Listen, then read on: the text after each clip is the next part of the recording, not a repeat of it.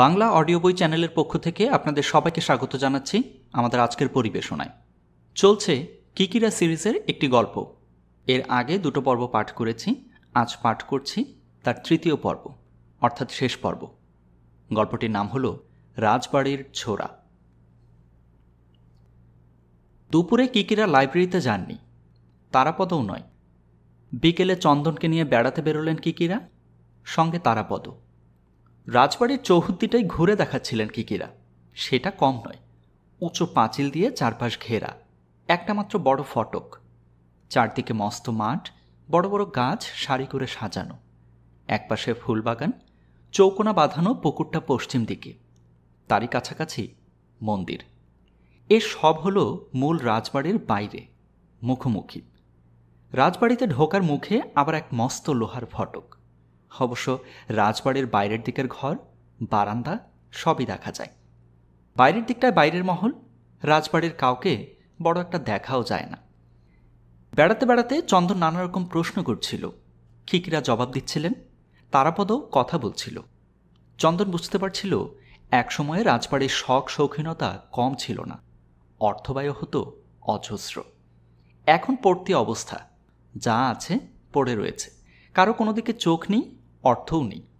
যদি অর্থ এবং শখ শৌখিনতা থাকত, তবে জাল দিয়ে ঘেরা গোল অত বড় পাখি ঘরটায় মাত্র একটা ময়ূর, 25-30টা পাখি থাকত না, আরও অজস্র পাখি থাকতে পারত। অমন সুন্দর পুকুরের কি অবস্থা! পাথর দিয়ে বাঁধানো পুকুরের চারপাশের পথের কি বিশ্রী হাল হয়েছে। বাঁধানো পুকুর, কিন্তু তার জলের উপর শ্যাওলা আর শালুক পাতা, জল চোখেই পড়ে না। মন্দিরটা অবশ্য কোনো রকমে চকচকে করে রাখা হয়েছে। সকালে পুরোহিত এসে পুজো টুজো করেন, সন্ধেবেলায় আরতি হয়, অন্য সময় মন্দিরের দরজা বন্ধ থাকে। চন্দনরা যখন পুকুরের কাছে ঘুরে বেড়াচ্ছে, আচমকা শশধরকে দেখা গেল। গোল মতন একটা লতাপাতা ঘেরা জায়গার পাশ দিয়ে বেরিয়ে এলো। নজরে পড়েছিল কিকিরার, দাঁড়িয়ে পড়লেন। শশধর এগিয়ে এলো। শশধর কাছে এলে কিকিরা বললেন, এদিকে কোথায় সিংহমশাই? শশধর বলল, ওদিকে গিয়েছিলাম, যন্ত্রপাতি খারাপ হয়ে গেলে মেরামতের যা হাল হয়। বলে শশধর অনেকটা দূরে রাখা একটা ছোট্ট ট্রাক্টর দেখালো। চন্দনের সঙ্গে শশধরের আলাপ করিয়ে দিলেন কিকিরা। তারাপদর বন্ধু, ওর সঙ্গে আপনার আলাপ হয়নি। শশধর বলল, দুপুরে আমি ছিলাম না, উনি আসছেন শুনেছিলাম। ছেলেটি বড় কাজে সিংহমশাই, বয়স কম কিন্তু চোখ বড় পাকা। পুরনো জিনিস ঠাউর করা মুশকিল, আসল নকল বোঝা যায় না। চন্দন এসব ব্যাপারে পাকা লোক, ঠিক জিনিসটা ধরতে পারে। কলকাতার মিউজিয়ামে চাকরি করে করে চোখ পাকিয়ে ফেলেছে। শশধর ধূর্তের মতন বলল, আপনার দলের লোক? কিকিরা ঘাড় নেড়ে হাসি মুখে বললেন, ধরেছেন ঠিক। আমার যখনই কোনো ব্যাপারে সন্দেহ হয়, ওকে ডেকে পাঠাই। সে ছবিই বলুন বা 200 বছরের পুরনো কিছু জিনিস হলেই। আপনাদের রাজবাড়িতে কত জিনিস যা আছে সিংহমশাই, যার মূল্য আপনারাও বোঝেন না। চন্দনের এসব ব্যাপারে বড় শখ, চোখে দেখলেও ওর শান্তি, বড় গুণী ছেলে। ভালো কথা, আপনি কি কোনো দৈবচক্ষুর কথা শুনেছেন? দৈবচক্ষু আছে, এই রাজবাড়িতেই আছে, কিকিরা বললেন। শশধর আর দাঁড়ালো না, বলল, উনি আছেন, পরে আলাপ করব, আমি যাই। শশধর চলে গেল। কিকিরা তাকিয়ে তাকিয়ে দেখলেন কিছুক্ষণ, তারপর চন্দনের দিকে মুখ ফিরিয়ে বললেন, এই শশধরটাকে আমি প্রায় এই পুকুরের দিকটায় ঘোরাফেরা করতে দেখি, কি ব্যাপার বলো তো? চন্দন বলল, সে তো আপনিই বলবেন। মাথা নেড়ে কিকিরা বললেন, না, লোকটা মিছে মিছে এদিকে ঘুরে বেড়াবার পাত্র নয়, কিছু রহস্য আছে। বলে কিকিরা চুপ করে গিয়ে কিছু যেন ভাবতে লাগলেন, চারদিকে দেখতে লাগলেন তাকিয়ে তাকিয়ে। চন্দন বলল, কিকিরা স্যার, আমার মনে হচ্ছে আপনি বেশি রহস্যময়। কেন? আপনি এখানে বসে বসে যে কি করছেন আমি বুঝতে পারছি না। তারা বলছিল আপনি রোজ সকালে এক দফা আর দুপুরে এক দফা তারাকে সঙ্গে করে লাইব্রেরিতে গিয়ে বসে থাকেন। মাত্র 2 বার দীপনারায়ণের সঙ্গে আপনার দেখা হয়েছে এ পর্যন্ত। কিকিরা এবার তারাপদকে দেখে নিয়ে চন্দনকে বললেন, লাইব্রেরিতে আমি বসে থাকি না চন্দন, বসে বসে দেখি, সব দেখি, অবজার্ভ করি। আমার একটা বাইনোকুলার আছে, তারাপদ তোমায় বলেনি? বলেছে। লাইব্রেরির পজিশনটা খুব ভালো, বড় বড় জানলা, স্কাইলাইট। দূরবীন চোখে লাগিয়ে বসে থাকলে ভেতর আর বাইরের অনেক কিছু দেখা যায়। শশধরটাকে আমি এদিকে ঘোরাফেরা করতে যে দেখেছি, সে তো ওই দূরবীন চোখ দিয়েই। বেশ করেছেন, দেখেছেন, কিন্তু শশধরকে দেখেই দিন কাটাচ্ছেন? না। মাথা নাড়লেন কিকিরা। ব্রেইন শেক করছি। চন্দন হাঁ হয়ে গেল। সেটা কি? মগজ নাড়াচ্ছি, গম্ভীর মুখে কিকিরা বললেন। চন্দন প্রথমটায় থমকে গেল, তারপর হো হো করে হেসে উঠল। তারাপদ। হাসি থামিয়ে চন্দন বলল, কিছু তলানি পেলেন স্যার? গট অ্যান্ড নো গাট। তার মানে? পাচ্ছি আবার পাচ্ছিও না। চলো ঘরে ফিরি, তারপর বলবো। তিনজন গেস্ট হাউসের দিকে ফিরতে লাগলেন। শীতের বিকেল বলে আর কিছু নেই, অন্ধকার হয়ে আসছিল। আকাশে দু একটা তারা ফুটতে শুরু করেছে, বাতাসও দিচ্ছিল ঠান্ডা। গেস্ট হাউসের কাছাকাছি পৌঁছতে শব্দটা কানে এলো। রাজবাড়ির দিক থেকে একটা গাড়ি বেরিয়ে আসছে, মোটর বাইক। আলো পড়ল, ভটভট শব্দটা কানে গর্জনের মতন শোনাল, যেন ঝড়ের বেগে গাড়িটা রাস্তা ধরে সোজা বড় ফটকের দিকে চলে গেল। হাত পিশেক দূর থেকে কিকিরা মানুষটিকে দেখতে পেলেন। ইন্দোরের পরনে প্যান্ট, গায়ে সেই চামড়ার কোট, গলা পর্যন্ত বন্ধ, মাথায় একটা টুপি, কালো রঙেরই। যাবার সময় ইন্দোর একবার তাকালো, দেখল কিকিরাদের।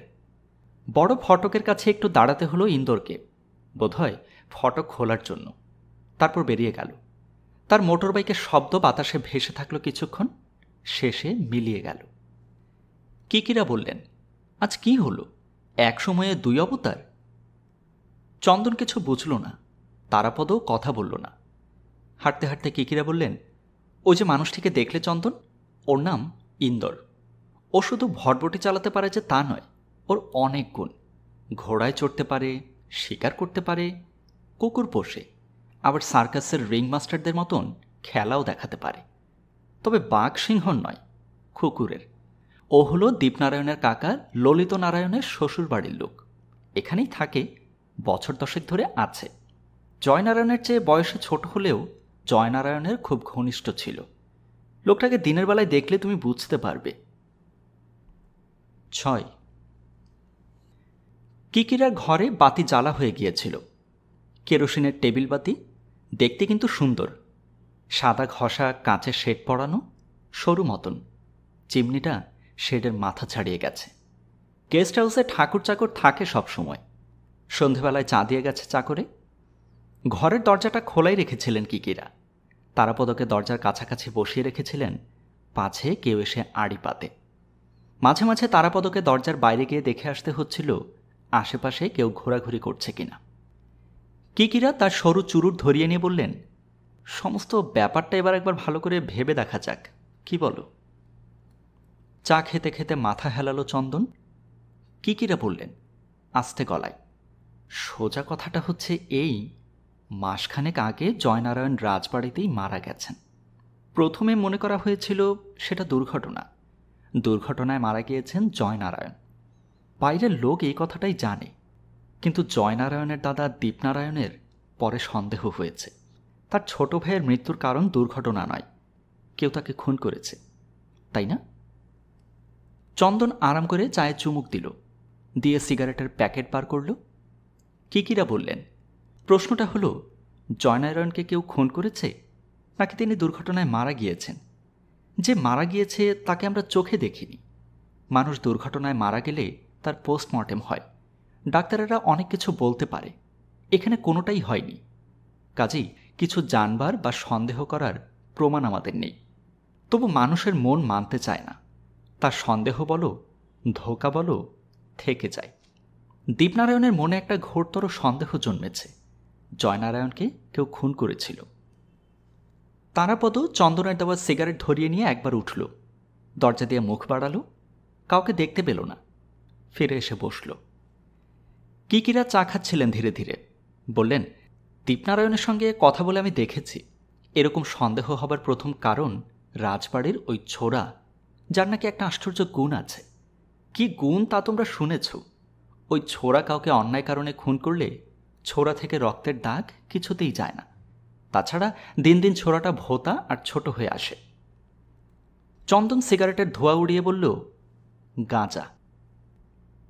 গাঁজা না গুলি সেটা পরে ভাবলেও চলবে। কিকিরা বললেন, আপাতত ধরে নাও দীপনারায়ণ যা বলছেন সেটাই সত্যি। যদি তাই হয় তবে জয়নারায়ণকে খুন করল কে? কেনই বা করল? তারাপদ মাথা নাড়ল, তাকালো দরজার দিকে। চন্দন চুপ করে থাকল। কিকিরা বললেন, আমি একটা জিনিস ভেবে দেখেছি। রাজবাড়ির ওই ছোড়ার জাদু যাই থাক না কেন, তার বাঁটটার বাজার দর আছে। দামি পাথর দিয়ে কারুকার্য করে বাঁটটা যেভাবে বাঁধানো, তাতে ওটা যেন কোনো মানুষকে রাতারাতি বেশ কিছু পাইয়ে দিতে পারে। যদি কেউ অর্থের লোভে খুন করে থাকত তবে বাঁটটা রেখে যেত না, তাই না? চন্দন কিকিরার দিকে তাকিয়ে থাকল, যেন বলল, ঠিক কথা। চুরুটটা আবার ধরিয়ে নিলেন কিকিরা। অর্থের লোভে কেউ জয়নারায়ণকে খুন করেনি, কিংবা যদি করেও থাকে শেষ পর্যন্ত বাঁটটা নিয়ে পালাবার পথ পায়নি। যে অর্থের লোভে ছোড়া চুরি করবে, খুন করবে, সে বাঁটটা ফেলে রাখবে এ বিশ্বাস করা যায় না। চন্দন বলল, ছোড়াটা না দীপনারায়ণের ঘরে সিন্ধুকে থাকত? হ্যাঁ। দীপনারায়ণের শোবার ঘরে ঢুকে কেউ একজন সিন্ধুক খুলে ছোড়াটা চুরি করবে, সেই ছোড়া দিয়ে খুন করবে, আবার সিন্ধুকে রেখে আসবে বাঁটটা। এটা বেশ বাড়াবাড়ি হয়ে যাচ্ছে না কিকিরা? মাথা হেলিয়ে কিকিরা বললেন, হচ্ছে বই কি, খুবই বাড়াবাড়ি হচ্ছে। এরকম বোকা লোক কে থাকতে পারে? রাজবাড়ির ছোড়া রহস্যের কথা জেনেও ধরা পড়ার জন্য সেই ছোড়া বার করে আনবে, আবার খুন করে রেখে আসবে। আমিও তো তাই ভাবছি। জয়নারায়ণ কেমন করে মারা গিয়েছিলেন জানো? অ্যাক্সিডেন্টে, মাথার উপর ভারী জিনিস পড়ে। হ্যাঁ, লাইব্রেরি ঘরে জয়নারায়ণ মারা যান। তার মাথার উপর একটা বড় শেলফ বইপত্র সমেত ভেঙে পড়ে। সেই সঙ্গে বড় একটা ছবি, কাচে গলা হাত কেটে গিয়েছিল, মাথায় চোট লেগেছিল, তাছাড়া রক্তপাত হয়েছিল প্রচুর। গলার নালি কেটে গিয়েছিল, হাত কেটেছিল, মুখের নানা জায়গায় কাঁচ ঢুকে গিয়েছিল। তারাপদ উঠল, বাইরে চলে গেল। চন্দন বলল, ঘটনাটা ঘটেছিল কখন? রাত্রের দিকে, 8টা নাগাদ। কোনো ডাক্তার আসেনি? এখানে কোনো ডাক্তার নেই, মাইলকুড়ি দূরে ডাক্তার আছে। রাজবাড়ি থেকে গাড়ি নিয়ে যখন ডাক্তার নিয়ে এলো ততক্ষণে জয়নারায়ণ মারা গেছেন। কাছে পিঠে কোনো হাসপাতাল নেই? না, এ জঙ্গলে তুমি হাসপাতাল কোথায় পাবে? তারাপদ ফিরে এসে আবার বসল। কিকিরা বললেন, কাল তোমাকে লাইব্রেরিতে নিয়ে যাব, দেখবে লাইব্রেরির চেহারাটা কেমন। মেঝে থেকে 15-18 ফুট উঁচুতে ছাদ, চারদিকে বিরাট বিরাট র্যাক। বই পাড়তে হলে সিঁড়ি লাগে, সিঁড়ি রয়েছে কাঠের, র্যাকে ঠাসা বই, বিশাল বিশাল চেহারা, ওজনও কম নয়। জয়নারায়ণ সিঁড়ি দিয়ে উঠে শেলফ থেকে বই টানছিলেন, এমন সময় হুড়মুড় করে এক তাক বই তার ঘাড়ে মুখে পড়ে, সিঁড়ি সমেত উল্টে মাটিতে পড়ে যান, র্যাকটাও ভেঙে যায়। জয়নারায়ণ কি পণ্ডিত লোক ছিলেন? জিজ্ঞেস করল চন্দন। কিকিরা বললেন, দীপনারায়ণ বলেন লাইব্রেরি ঘরে প্রায় গিয়ে বসে থাকতেন। পড়াশোনা করতেন? হয়তো করতেন, আমি জানি না। কিকিরা একটু থেমে হঠাৎ বললেন, তুমি একটা জিনিস মোটেই লক্ষ্য করছো না। বই পড়তে গিয়ে একসঙ্গে অনেকগুলো বই হঠাৎ পড়ে যাওয়া সম্ভব, র্যাক ভেঙে যাওয়াও অসম্ভব নয়, কিন্তু অত বড় একটা বাঁধানো ছবি যার ওজন অন্তত 15-20 হবে, কেমন করে দেওয়াল থেকে ভেঙে পড়লো তা বলতে পারো? দীপনারায়ণকে আমি জিজ্ঞেস করেছিলাম, তিনি বললেন তাদের ধারণা হয়েছিল জয়নারায়ণ যখন সিঁড়ি সমেত উল্টে পড়ছিলেন তখন হয়তো হাত বাড়িয়ে ছবিটা ধরবার চেষ্টা করেছিলেন। ছবিটা কি নাগালের মধ্যে ছিল? দুটো পাশাপাশি র্যাকের ফাঁকে ছবিটা টাঙানো ছিল, ফ্রেম দিয়ে বাঁধানো ছবি। অত বড় ছবি কেমন করে টাঙানো ছিল? তার দিয়ে। তার ছিঁড়ে গেল? পুরনো তার ছিঁড়তে পারে, মরচে ধরে ক্ষয় হতে পারে, কিংবা কোনো জায়গায় পলকা ছিল। আমি বিশ্বাস করি না, তবু দুর্ঘটনা দুর্ঘটনাই। ঘরে টাঙানো পাখাও তো মাথায় পড়ে, ছাদ খসে মানুষ মারা যায়। চন্দন কিছু বলল না। কিকিরা বললেন, বিপদের সময় মানুষের মাথার ঠিক থাকে না। ছবিটা কেমন করে পড়ল? কেমন করে তার কাছে জয়নারায়ণের গলা মুখ হাত কেটে রক্তে সব ভেসে গেল তা কেউই খেয়ালও করল না। জয়নারায়ণ মারা যাবার পর দীপনারায়ণ যখন একদিন নিতান্তই আচমকা নিজের সিন্দুকের মধ্যে ছোড়াটাকে দেখলেন, তখন তার টনক নড়ল। তখনই তার সন্দেহ হলো ভাইয়ের মৃত্যু দুর্ঘটনা নয়, ছবির ব্যাপারটাও তার খেয়াল হলো। তারাপদ বলল, আপনি বলতে চাইছেন জয়নারায়ণকে আগে খুন করা হয়েছে, তারপর বাকি যা কিছু সাজানো হয়েছে? আমি এখনই কিছু বলতে চাইছি না, যা বলার পরশু রাত্রে বলবো। শুধু রাজবাড়ির ছোড়া নয়, ওই ছবিও নয়। জয়নারায়ণ যখন দুর্ঘটনায় পড়েছিলেন তখন ইন্দুরচাঁদের ওই ডালকুত্তার মতন কুকুরগুলো কেন তাদের ঘর থেকে বেরিয়ে চারপাশে ছোটাছুটি করছিল এবং ডাকছিল, সেটাও রহস্য। কুকুরের ডাকের জন্যে আশপাশের কেউ অনেকক্ষণ কিছু শুনতে পায়নি। চন্দন কিছু বলার আগেই কিকিরা আবার বললেন, কাল আমার অনেক কাজ তোমাদের নিয়ে। চন্দন, কতটুকু ডগ পয়জন এনেছ? চন্দন হাত দিয়ে মাপ দেখালো। পরের দিন সকাল থেকেই দেখা গেল কিকিরা খুব ব্যস্ত। সকালে চা খেয়ে তারাপদদের নিয়ে লাইব্রেরিতে চলে গেলেন, ফিরলেন দুপুরে। তারাপদ আর চন্দনকে দেখলেই বোঝা যায় যত রাজ্যের ধুলো ঘেটেছে, মুখে চোখে মাথায় ধুলোর ছোপ। দুপুরে স্নান খাওয়ার পর চন্দন আর তারাপদ দিব্যি ঘুমিয়ে পড়ল। কিকিরা সামান্য বিশ্রাম সেরে তার ঝোলাঝুলি নিয়ে বসলেন। দরজা বন্ধ থাকল। কি যে করলেন তিনি সারা দুপুর কেউ জানল না। বিকেলে চন্দনদের নিয়ে প্রথমে গেলেন দীপনারায়ণের সঙ্গে দেখা করতে। তারপর দীপনারায়ণের সঙ্গে রাজবাড়ির ভেতরমহল ঘুরে বেড়ালেন, দেখলেন সব। যায় দীপনারায়ণের ঘরের সিন্দুক পর্যন্ত। ফিরে এসে আবার দীপনারায়ণের নিচের অফিস ঘরে বসলেন সকলে। কিকিরা বললেন, দীপনারায়ণবাবু, এবার খোলাখুলি কটা কথা জিজ্ঞেস করতে চাই। বলুন। এই রাজবাড়িতে আপনার অনুগত বিশ্বাসী লোক কজন আছে? দীপনারায়ণ কেমন যেন অবাক হলেন, বললেন, কেন? দরকার আছে। আপনি যাদের বিন্দুমাত্র সন্দেহ করতে পারেন এমন লোকদের বাদ দিয়ে বলছি। সামান্য ভেবে দীপনারায়ণ বললেন, 4-5 জন আছে। আপনার বাড়িতে বন্দুক, রাইফেল, রিভলভার নিশ্চয়ই আছে?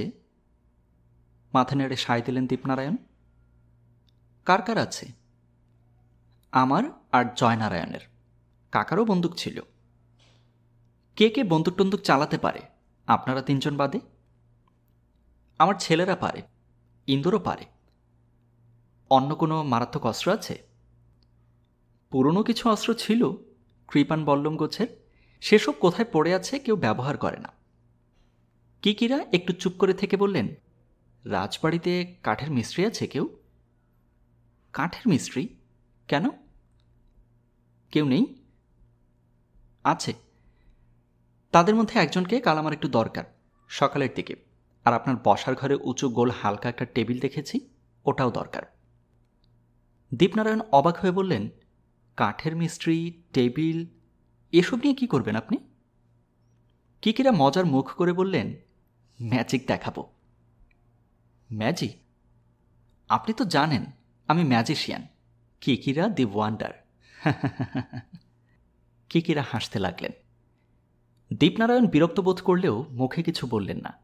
সংযতভাবে বললেন, কিঙ্করবাবু, এখন আমার মনের অবস্থা ম্যাজিক দেখার মতো নয়। কিকিরা বললেন, জানি দীপনারায়ণবাবু, কিন্তু কাল সন্ধ্যের পর ওই লাইব্রেরি ঘরে আমি একটা ম্যাজিক দেখাবো। আপনাকে সেখানে থাকতে হবে। শুধু আপনি হাজির থাকলেই চলবে না, ইন্দর, শশধর, আপনার কাকা ললিতনারায়ণকেও থাকতে হবে। দীপনারায়ণ কিছুই বুঝতে পারছিলেন না। বললেন, কাকা অন্ধ, তিনি কেমন করে ম্যাজিক দেখবেন? তাকে দেখতে হবে না, তিনি হাজির থাকলেই চলবে। বলে কিকিরা উঠে দাঁড়ালেন। চোখের ইশারায় চন্দনদের উঠতে বললেন। দীপনারায়ণ বোকা বোকা হয়ে বসে থাকলেন। কিকিরা হেসে হেসেই বললেন, দীপনারায়ণবাবু, আপনি আপনাদের রাজবাড়ির ছোড়ার অদ্ভুত অদ্ভুত গুণের কথা বিশ্বাস করেন। আমার একটা ম্যাজিক আছে, যার নাম দিয়েছিলাম মিস্টেরিয়াস আইস। এই খেলাটার মধ্যে একটা অলৌকিক গুণ আছে, কাল সেটা দেখাবো। ওই খেলা ছাড়া জয়নারায়ণের খুনিকে ধরবার আর কোনো উপায় আমার জানা নেই। আপনার দায়িত্ব হলো যাদের কথা বলেছি তাদের প্রত্যেককে ঠিক সময়ে ঠিক মতন লাইব্রেরিতে হাজির করা। আপনার হুকুম সবাই মানতে বাধ্য। আর আমরা যখন লাইব্রেরিতে বসবো কাল রাত্রে, তখন আপনার বিশ্বাসী লোক দিয়ে লাইব্রেরি ঘরের চারপাশে পাহারা বসাবেন। খেলার কথা কাউকে বলবেন না। দীপনারায়ণ কিকিরার দিকে তাকিয়ে থাকলেন, বলার কথা খুঁজে পাচ্ছিলেন না। শেষে বললেন, আপনি এসেছেন পুরনো বইয়ের ভ্যালুয়ার হিসেবে, লোকে সেটাই জানে। আপনি তাদের ম্যাজিক দেখাবেন। কিকিরা বললেন, আপনি ম্যাজিক দেখানোর কথা বলবেন না কাউকে, অন্য কিছু বলবেন, হুকুম করবেন, ও দায়িত্বটা আপনার। আরেকটা কথা, কাল আপনি যখন লাইব্রেরিতে আসবেন, ছোড়ার বাক্সটা সঙ্গে রাখবেন, লুকিয়ে। পারলে পিস্তল গোছের কিছু একটা রেখে দেবেন। 7 লাইব্রেরি ঘরে সবাই হাজির হল। দীপনারায়ণবাবু, ললিতনারায়ণ, ইন্দর, শশধর, সকলেই। তারাপদও ছিল, চন্দন ছিল না। সবে ঘরে এসে ঢুকল। কিকিরার সঙ্গে চোখে চোখে ইশারা হলো চন্দনের। সন্ধে উতরে গিয়েছে, রাত বেশি নয়, তবু লাইব্রেরি ঘরের উঁচু ছাদ, রাশি রাশি বই, ছবি, নানা ধরনের পুরনো জিনিস, বন্ধ জানলা এবং অনুজ্জ্বল বাতির জন্যে মনে হচ্ছিল রাত যেন অনেকটা হয়ে গিয়েছে। কালো রঙের পায়ালা গোল টেবিল ঘিরে সকলে বসেছিলেন। টেবিলটা প্রায় বুকের কাছাকাছি ঠেকছিল। টেবিলের উপর পাতলা কালো ভেলভেটার কাপড় বিছানো। শশধর তার মনিবদের সামনে বসতে চাইছিল না। দীপনারায়ণ হুকুম করে তাকে বসিয়েছেন। চন্দন ফিরে আসার পর কিকিরা ঘরের চারপাশে একবার ভালো করে তাকিয়ে নিলেন। আজ তার একটু অন্যরকম সাজ। গায়ের আলখাল্লার রংটা কালো, পরনের প্যান্টও বোধ হয় কালচে, দেখা যাচ্ছিল না। চোখে চশমা, কাঁচটা রঙিন, তার চোখ দেখা যাচ্ছিল না। কিকিরা তারাপদকে বললেন, দরজাটা বন্ধ আছে কিনা দেখে আসতে। তারাপদ দরজা দেখে ফিরে আসার সময় কিকিরা তাকে বাতিটা আরও কম করে দিতে বললেন। টেবিল থেকে সামান্য তফাতে উঁচু টুলের উপর একটা বাতি ছিল। তারাপদ মিটমিটে সেই আলো আরও কমিয়ে দিল। অত বড় লাইব্রেরি ঘর এমনিতেই প্রায় অন্ধকার হয়েছিল, বাতি কমাবার পর আরও অন্ধকার হয়ে গেল। টেবিলের চারধারে গোল হয়ে বসে আছেন কিকিরা। কিকিরার ডান পাশে দীপনারায়ণ, বাঁ পাশে ললিতনারায়ণ। দীপনারায়ণের এক পাশে ইন্দর, ইন্দরের পর বসেছে শশধর। তারাপদ আর চন্দন কিকিরার মাথার দিকে দাঁড়িয়ে। সকলকে একবার দেখে নিয়ে কিকিরা প্রায় কোনো ভূমিকা না করেই বললেন, দীপনারায়ণবাবু, আপনি আমাদের একটা কাজের ভার দিয়ে এই রাজবাড়িতে এনেছিলেন। আমরা এই কদিন সাধ্যমতো খেটে আপনার কাজ শেষ করে এনেছি। সামান্য একটু কাজ বাকি আছে। কাজটা সামান্য, কিন্তু সবচেয়ে জরুরি। আপনাদের সকলকে আজ শুধু সেই জন্যই এখানে ডেকেছি। হয়তো কেউ না কেউ আপনারা আমায় সাহায্য করতে পারবেন। দীপনারায়ণ তাকিয়ে থাকলেন। ললিতনারায়ণ অন্ধ হয়ে যাবার পর চোখে গগলস পরেন। তার চোখের পাতা খোলা থাকে, দেখতে পান না। ললিতনারায়ণ সামান্য মাথা ঘোরালেন। ইন্দর কেমন অবজ্ঞার চোখে তাকিয়ে থাকল, শশধর ধূর্ত দৃষ্টিতে। দীপনারায়ণ বললেন, কি ধরনের সাহায্য আপনি চাইছেন? কিকিরা বললেন, বলছি, তার আগে বলি, এই লাইব্রেরি ঘরের কোনো খোঁজই বোধ হয় আপনারা কেউ কোনোদিন রাখতেন না। রাজবাড়ির কেউ এ ঘরে ঢুকতেন বলেও মনে হয় না। দীপনারায়ণ বললেন, আমরা একাধ দিন এসেছি, তবে জয়নারায়ণ প্রায়ই আসত। কেন? ওর বইখাটা, ছবিখাটা বাতিক ছিল। পুরনো কিছু জিনিস আছে, ওর পছন্দ ছিল। কিকিরা যেন দীপনারায়ণের কথাটা লুফে নিলেন। বললেন, একটা জিনিস দেখাচ্ছি, এটা কি জিনিস কেউ বলতে পারেন? বলে কিকিরা পকেট থেকে বড় মার্বেল সাইজের কাঁচের একটা জিনিস বের করে টেবিলের উপর রাখলেন। এই জিনিসটা ওর কাজ করা টেবিলের ড্রয়ারে ছিল, এই ঘরে। দীপনারায়ণরা ঝুঁকে পড়ে দেখতে লাগলেন। আশ্চর্য রকম দেখতে, ঠিক যেন একটা চোখের মণি, অথচ বড়। মণির বেশিরভাগটা কুচকুচে কালো, মধ্যেরটুকু জলজল করছে, কেমন এক লালচে আভা দিচ্ছে। অবাক হয়ে দীপনারায়ণ মণিটা দেখতে লাগলেন। ইন্দর এবং শশধরও দেখছিল। ললিতনারায়ণ পিঠ সোজা করে বসে আছে। কি দেখছ তোমরা? ললিতনারায়ণ জিজ্ঞেস করলেন। দীপনারায়ণ বললেন, চোখের মণির মতন দেখতে, মানুষের নয়। মানুষের চোখের তারা এত বড় হয় না, বিন্দুটাও লালচে হতে দেখিনি। কিকিরা বললেন, মানুষের চোখের তারা ওটা নয় দীপনারায়ণবাবু। বলে পকেটে হাত দিয়ে ছোট মতন একটা বই বার করলেন। পাতাগুলো ছেঁড়া, উইয়ে খাওয়া। বইটা টেবিলের উপর রাখলেন না, শুধু দেখালেন। বললেন, এই যে চটি বইটা দেখছেন, এটা ওই মণির পাশে ছিল। বইটা কোন ভাষায় লেখা বোঝা মুশকিল, নেপালি হতে পারে, আমি জানি না, তবে এর পেছন দিকে পেন্সিলে ইংরেজিতে সামান্য কটা কথা লেখা আছে। তাই থেকে আমার ধারণা হলো আপনাদের কোনো পূর্বপুরুষ বইটা পেয়েছিলেন। বই আর মণি। এই বইয়ে ওই মণির কথা লেখা আছে। লেখা আছে যে মণিটা হিমালয় পাহাড়ের জঙ্গলে পাওয়া হায়না ধরনের কোনো জন্তুর। এই জন্তুদের চোখের অলৌকিক এক গুণ আছে। দীপনারায়ণ অবাক হয়ে বললেন, অলৌকিক গুণ? মণিটার অলৌকিক গুণ কেমন করে থাকবে? এটা তো জ্যান্ত কোনো পশুর নয়। কিকিরা বললেন, আপনি একটু ভুল বললেন, মণিটা জ্যান্ত পশুরই ছিল, এখন সেটা আলাদা করে তুলে রাখা হয়েছে। ললিতনারায়ণ বললেন, আমি কখনো শুনিনি রাজবাড়িতে এমন একটা জিনিস আছে। কিকিরা হঠাৎ বললেন, রাজবাড়িতে অলৌকিক কিছু কি নেই রাজা সাহেব? দীপনারায়ণ তাড়াতাড়ি বললেন, থাকতে পারে, কিন্তু মণিটার অলৌকিকত্ব কি? কিকিরা বললেন, এর অলৌকিকত্বর কথা ছোট করে লেখা আছে পেন্সিলে। কোনো মানুষ যে নরহত্যা করেছে, পাপ কাজ করেছে, এমনকি প্রবঞ্চনা করেছে, সে যদি এই মণির উপরে হাত রাখে, মণিটা তার হাতের ছায়াও সহ্য করবে না, ছিটকে বেরিয়ে যাবে। দীপনারায়ণ কেমন একটা শব্দ করে উঠলেন। শশধর কিকিরার দিকে তাকালো। ইন্দর কেমন বোকার মতন তাকিয়ে হেসে উঠল। ললিতনারায়ণ মাথা নাড়তে লাগলেন। ললিতনারায়ণ বললেন, অসম্ভব, আমাদের বাড়িতে এরকম ভূতুরে কোনো জিনিস ছিল না, আমি শুনিনি। কিকিরা বিনীত গলায় বললেন, আপনি শোনেননি, জানেন না, এটাই আমার জানার কথা রাজা সাহেব। আপনি চোখে দেখতে পান না, মণিটা দেখতেও পাচ্ছেন না, তবু আপনাকে এখানে আনার উদ্দেশ্যই ছিল যদি সব কথা শুনে কিছু সাহায্য করতে পারেন। ইন্দর হাসতে হাসতে বলল, ভূতুরে গল্প শোনার জন্যে আমরা এখানে আসিনি, শুনে ভালোই লাগলো, আমি চলি। কিকিরা বাধা দিয়ে বললেন, যাবার আগে চোখে একবার দেখে যাবেন না? কি দেখব? মণিটা সত্যি সত্যি নড়ে কিনা। পাগলের মতন কথা বলবেন না, একটু পরীক্ষা করে দেখলে ক্ষতি কি? এই লাইব্রেরি ঘরে জয়নারায়ণ মারা গিয়েছিলেন। তিনি দুর্ঘটনায় মারা গিয়েছেন না কেউ তাকে খুন করেছিল, এটা একবার দেখা যেত। ঘরের মধ্যে সবাই যেন কেমন চমকে গেল, একেবারে চুপচাপ।